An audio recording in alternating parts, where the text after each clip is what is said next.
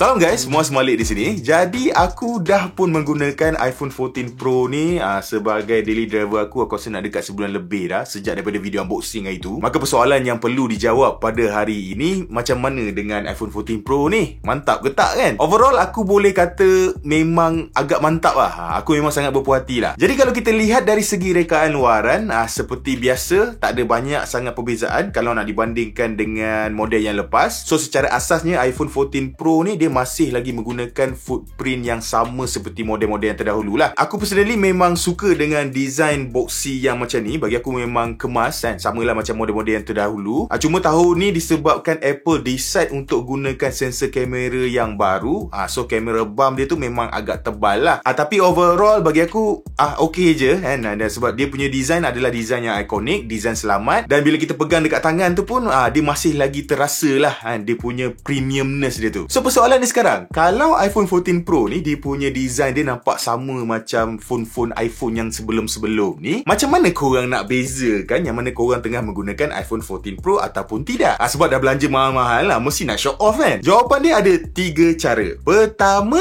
adalah kalau korang go for warna ni lah kan, warna deep purple ni. Sebab warna ni adalah warna khas yang direka hanya untuk iPhone 14 Pro dan 14 Pro Max sahaja. Korang boleh je kalau nak ambil yang warna-warna lain lah. Tapi itulah, dia tak nampak up to date lah kan. Bila pakai macam ni, memang nampak lah abang pakai iPhone 14 Pro. Tapi pilihan warna ni pun mungkin akan menjadi satu masalah juga untuk korang show off. Sebab tak semua orang pakai iPhone 14 Pro pakai naked macam ni kan. Dah belanja phone mahal-mahal, mesti pakai casing. Kalau dah pakai casing, habislah tutup semua. Bila dah tutup semua, terus tak boleh nak beza lah. So macam mana korang nak tayang yang mana korang tengah menggunakan iPhone yang paling latest di dunia? Itulah datangnya cara yang kedua, iaitu pada bahagian hadapan ni. Korang boleh nampak atas ni. Ini memperkenalkan Dynamic Island. Maka Dynamic Island ni lah yang akan memberikan kepastian yang mana korang sekarang tengah menggunakan iPhone yang paling latest. So zaman notch tu semua memang akhirnya telah berakhir setelah sekian lamanya dan digantikan dengan penggunaan punch hole, yang mana dekat sini lah Apple letakkan kamera selfie dan segala sensor untuk penggunaan Face ID. So bila korang letak atas meja tu, nampak Dynamic Island tu, nampaklah korang sekarang tengah menggunakan iPhone 14 Pro. Lepas tu kena pula combo dengan cara yang ketiga, iaitu always on display. Lagilah menampakkan korang pakai iPhone 14 Pro. Sebab iPhone 14 Pro dan 14 Pro Max sahaja yang didatangkan dengan fungsi always on display. Jadi masa event Apple hari tu, jujur cakap lah kan, kita terang lah kat sini. Aku personally, aku sendiri pun memang agak mind blown jugalah bila Apple memperkenalkan Dynamic Island tu. Bukan sebab Apple dia dah buang kali ni dia dah buang notch, and bukan juga disebabkan Apple memperkenalkan punch hole design tu. Sebab memang rumor sebelum ni pun dah nampak dah Apple memang akan ke arah punch hole tu kan. Aku mind blown sebenarnya bila Apple dia embrace kelemahan punch hole tu dengan memperkenalkan feature Dynamic Island tu. Jadi instead of dia biarkan punch hole tu macam tu je, macam ke semua phone Android, Apple dia bijak. Dia berikan fungsi Dynamic Island pada karak punch hole ni. So macam-macam lah korang boleh buat kan. Korang boleh guna untuk multitasking. Bila pasang lagu, dekat background tu akan ada macam animation cantik. Bila on call pun ada animation. So memang cantik lah. Dia memang nampak nice lah. Aku sampai terfikir kenapa Android daripada dulu dia tak push benda ni. Sebab kebanyakan Android semua dah ada pakai punch hole kan. Ini tak. Seboleh-bolehnya bila diorang mana phone-phone Android yang ada punch hole tu, dia akan cuba sedaya upaya untuk tutup punch hole tu dengan menggunakan wallpaper yang gelap pada bahagian atas kan. Tapi Apple dia lain. Dia buat gila dia. Dia memang seboleh-bolehnya dia nak tayang lah punch hole tu dekat dunia. So sekarang apa pendapat aku tentang Dynamic Island ni? Lepas aku dah gunakan phone ni dekat sebulan lebih ni kan, aku boleh kata kalau dari segi penggunaan tu, dia memang meh lah kan. Jujur aku cakap, aku memang jarang lah gunakan fungsi tu. Reason dia adalah disebabkan bila punch hole ni pada bahagian atas, semua feature-feature dekat bahagian atas, memang malas tu. Jari ni nak kena nak bawa naik sampai ke atas kan, just untuk nak tengok kan fungsi Dynamic Island tu. Bagi aku tak berapa nak worth it lah kan. Maybe aku terus tekan je app tu, senang kan, settle kan. So kira macam tak berapa natural lah kan. Untuk jari aku tu naik ke atas, pergi dekat dia punya Dynamic Island tu semata-mata nak tengok fungsi sistem multitasking dekat bahagian atas tu kan. Jadi persoalannya, adakah aku suka dengan punch hole, rekaan punch hole ni? Aku boleh kata jawapan dia adalah yes and no. no. Yes, sebab design pancho Dynamic Island ni dia nampak fresh lah kalau nak dibandingkan dengan Notch kan. Bagi aku dia way better lah daripada Notch. Kemudian aku akan jawab yes juga, sebab walaupun yelah macam aku sendiri tak berapa nak gunakan fungsi Dynamic Island tu, tapi animasi Dynamic Island tu memang nampak nice kan. Setiap kali aku pergi ke home bila dengar lagu aku pergi ke home, dia punya animation pergi, dia squeeze kecil pergi ke home tu memang nampak cantik lah di mata aku. Dan aku akan cakap yes juga, sebab Dynamic Island ni dia memberikan keunikan yang agak besar lah untuk series iPhone 14 Pro dan 14 Pro Max untuk tahun ni. Tapi dalam masa yang sama juga aku akan kata no, sebab dia punya pancho ni memang gedabak besar gila lah kan. Jadi kalau korang ni jenis yang suka tengok movie kan, layan YouTube macam aku suka layan YouTube kan. So bila buka YouTube, kalau dia punya aspect ratio untuk video tu 16:9, bagi aku tak ada masalah. Tapi kalau korang layan video yang aspect ratio dia wide kan, memang dia akan makan dekat tepi. Bagi aku memang agak mengganggu lah. Dan kemudian yang kedua, dia akan makan space sikit.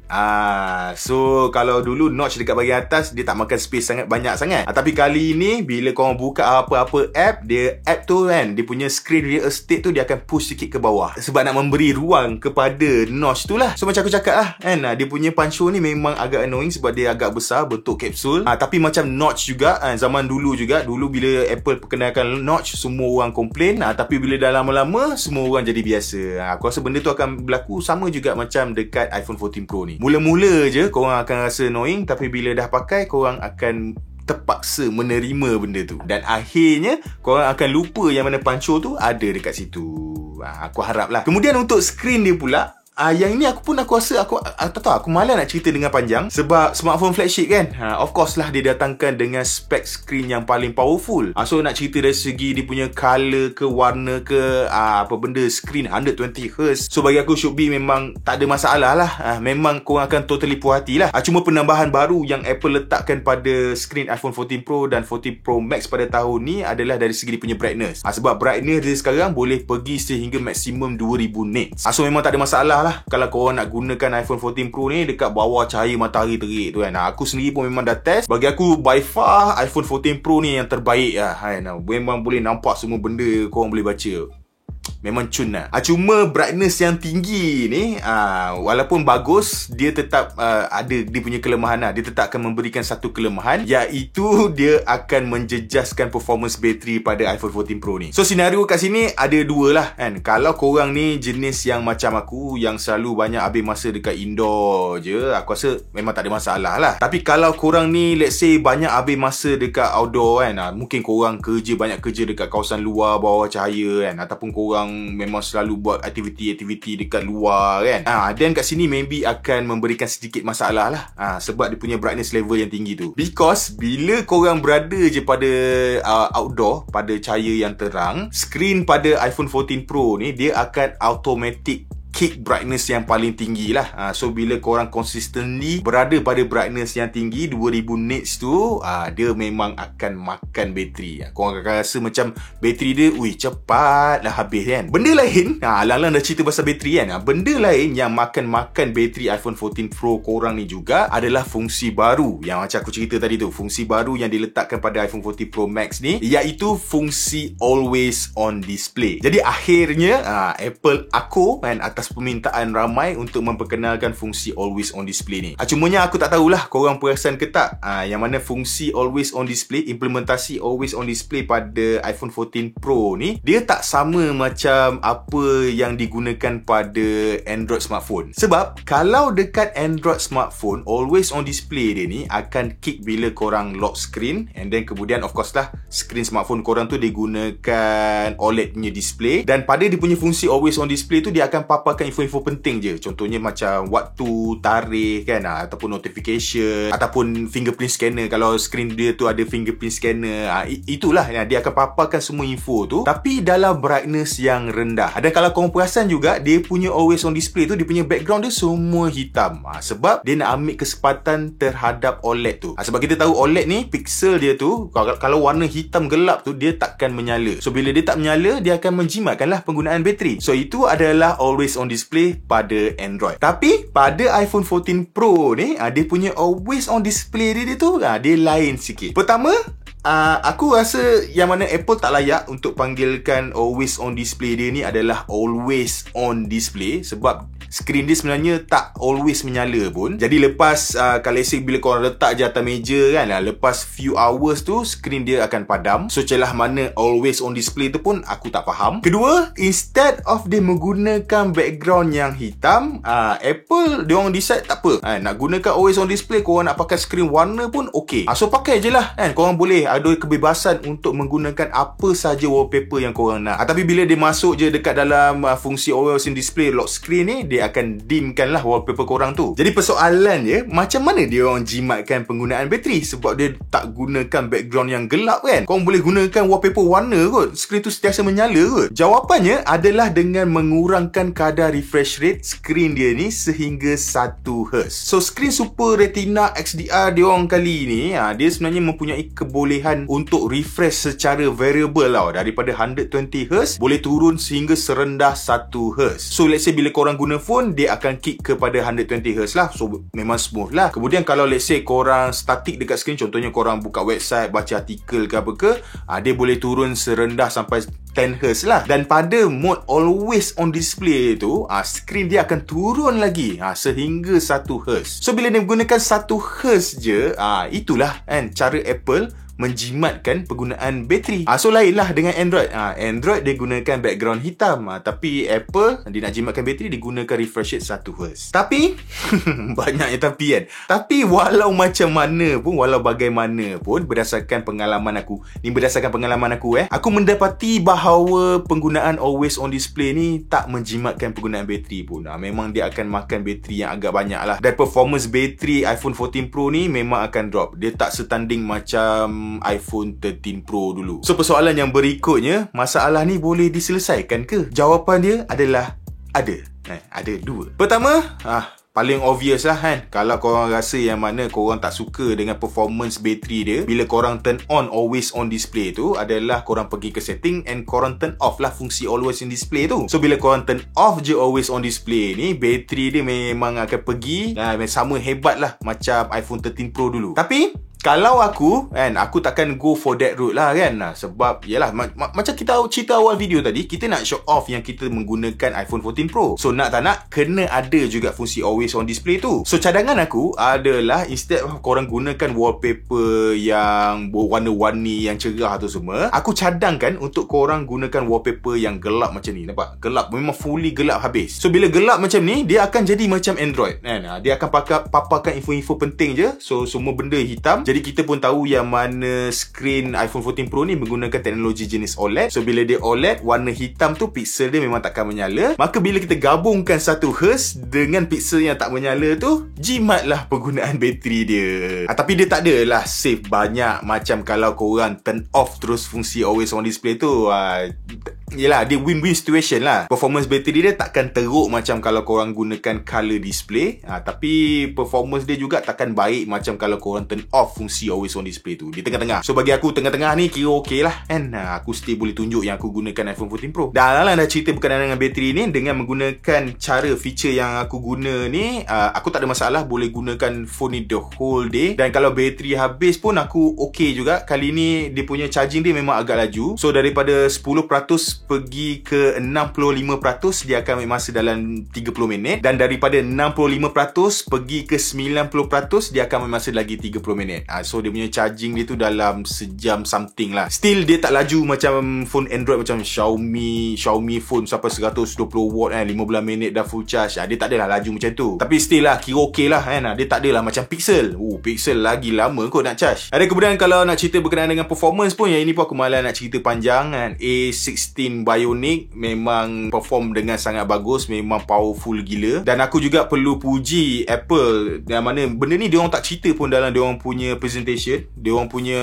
cara diorang kontrol kepanasan tu, bagi aku memang agak bagus lah kan. So walaupun macam contoh korang gunakan kamera app kan, record video, ataupun korang main game lama-lama kan, grafik tinggi, yes dia memang panas, tapi tak pernah ada masalah overheat ke apa ke. So memang good job kat situ. Ada kemudian iOS 16.1 yang ada pada iPhone 14 Pro ni pun okey kan. Diorang kata iPhone masa iOS 16 mula keluar dulu banyak bugs, aku pakai dulu pun tak ada jumpa bugs apa. Dan kemudian diorang kata juga yang mana 16.1 ni diorang fix semua bugs tu, sama juga aku tak ada jumpa apa-apa masalah, so memang should be okay. Dan aku suka juga pada iOS 16.1 kali ni, yalah kita sekarang macam dia dah lock screen ni, kita boleh, dia dah macam ada kebolehan untuk customization sikit lah kan, untuk nampak yang mana phone tu korang punya. Ada kemudian iPhone 14 Pro ni juga dia mempunyai rating ketahanan air IP68. Dia juga ada fungsi wireless charging kalau korang nak guna. Sistem stereo speaker dia pun memang antara yang terbaik, dan dia punya fungsi haptic feedback dia pun antara yang terbaik juga. Cuma satu benda yang aku tak boleh test adalah fungsi SOS satellite tu lah, dengan crash detection tu lah kan. Macam mana aku nak test? Crash detection tu kena crash baru boleh tahu kan jadi ke tak kan. Dan kemudian yang SOS satellite tu dia tak available kat Malaysia. Buat masa ni hanya available dekat Amerika dan Canada saja. Dan last but not least, kita nak cerita berkenaan dengan kamera dia. So tahun ni Apple akhirnya telah berubah arah, di mana sensor utama ni diorang dah ubah. Diorang menggunakan sensor bersaiz 48 megapiksel f1.8 tapi dia pixel binding. So pixel binding ni maksudnya apa? Maksudnya kalau korang pergi ke kamera app, korang ambil gambar biasa je, dia takkan gunakan resolusi 48 megapiksel, dia akan gunakan pixel binding yang akhirnya akan jadi 12 megapiksel juga. So kalau korang nak gunakan fungsi 48 megapiksel tu, korang kena masuk ke dalam mode RAW lah. Tapi kalau korang nak gunakan mode RAW ni, siap sedialah kan. Satu gambar je saiz dekat 50 MB. Tu kalau ambil 10-50 gambar, habis lah, penuh lah memori handphone korang kan. So buat je macam aku kan. Pakai je kamera dia pun ambil 12 megapiksel pun bagi aku tak ada masalah. Sebab sepanjang aku guna, overall gambar yang aku ambil daripada iPhone 14 Pro ni, walaupun dia dalam resolusi 14 megapiksel, dia memang totally super sharp. Aku suka juga yang mana fungsi dynamic range dia memang top of the class, memang cantik, memang awesome. Dia boleh capture kawasan yang paling cerah dan kawasan paling gelap, dan dia imbangkan kan. Guna dia orang punya ISP dia orang yang terbaru tu semua memang cantik. Dan aku suka juga yang mana fungsi 2x zoom dia tu, dia crop daripada 48 megapiksel tu. So korang still akan dapat resolusi gambar yang tajam lah. Itu untuk kamera utama. Untuk kamera lain macam kamera ultra wide, kamera telefoto, bagi aku sama je kan. Yelah of course lah kan, smartphone paling mahal daripada Apple untuk tahun ni. So should be memang takkan ada masalah lah untuk korang ambil apa segala gambar yang korang nak. Kalau let's say lah korang tak suka dengan color yang Apple berikan, sebab color Apple ni dia lebih kepada color yang natural kan, color yang lebih ke arah warm side kan. Dia punya white balance dia tu. So kalau korang tak suka, bagi aku tak ada masalah, sebab dalam kamera app tu pun korang boleh ubah. Korang boleh ubah kepada beberapa jenis filter lah kan. Nak rich contrast ke, nak rich color ke, nak bagi nampak saturation ke, semua benda boleh ubah dekat situ. Dan aku suka juga yang mana kamera selfie pada tahun ni dah ada fungsi autofocus. So bila rakam gambar ataupun video memang nampak cantik. So tak adalah gambar tu akan blur ke apa ke kan. Sebab kalau dulu dia tak ada fungsi autofocus. And then kemudian fungsi cinematic mode pun pada tahun ni korang dah boleh record pada resolusi 4K 24 ataupun 30 frame per second. Itu pun bagus juga, thanks to A16 Bionic yang powerful tu. So diorang boleh enablekan fungsi ni. Dan last kali fungsi action mode tu pun bagi aku memang agak function jugalah. So video yang rakam kan guna action mode ni memang stabil gila lah. Tapi personally aku sendiri pun jarang guna pun fungsi action mode ni, sebab by default pun video-video daripada iPhone 14 Pro ni pun memang dah stabil dah. Cuma kalau let's say lah korang nak go for aggressive kan, korang nak nampak video tu macam pakai action camera ke, boleh lah aktifkan fungsi action mode ni. Cuma satu komen aku berkenaan dengan action mode ni adalah dia perlukan pencahayaan yang cukup. Bila cahaya tak cukup, dia tak boleh nak berfungsi dengan baik. Dan aku rasa tu je lah kan kalau nak cerita berkenaan dengan kamera iPhone 14 Pro. Memang overall gambar, video memang terbaik kan. Cuma tu lah sekarang ni, yelah macam contoh ambil ProRAW dah besar gedabak file tu semua kan, ataupun shoot 4K ke apa ke, boom, file berpuluh gig kan. Lepas tu still nak transfer, kalau guna Lightning dia nak bangkitkan juga Lightning kan. Guna Lightning nak transfer apa, makan masa bang. So tu lah, tak tahulah bila Apple akan beralih arah kepada USB-C. Aku rasa kalau ikut pada rumors yang aku dengar dalam masa terdekat lah. Tapi tak tahu, aku tak mempercayai lah yang mana diorang akan menggunakan USB-C pada iPhone diorang. Jadi guys, aku rasa sampai di sini saja video kita untuk hari ini, untuk iPhone 14 Pro ni. Macam biasa, kalau korang rasa video ni best, jangan lupa untuk tinggalkan like dan subscribe. Kita berjumpa lagi di video yang seterusnya. Bye-bye.